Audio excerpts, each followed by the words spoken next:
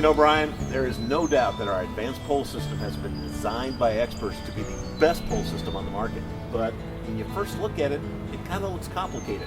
Well, John, really, it's not terribly complicated. In fact, it's pretty simple. I could put a bird feeding station together here for you in under 2 minutes. Really? Indeed. All right, dude, you're on. Okay. Ready, set, go.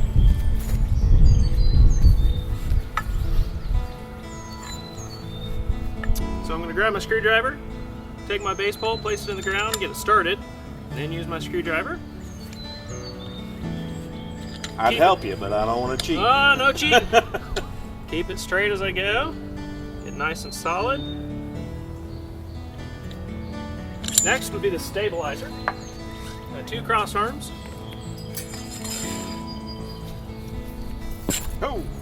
Got a cross arm one direction and cross arm the opposite direction. That's the fun part. Place an extension pole here, get it up a little higher. Put a finial, top off my system here, and double crook arms. Place some feeders up here, but here's one of my favorites. Little decorative branch perch.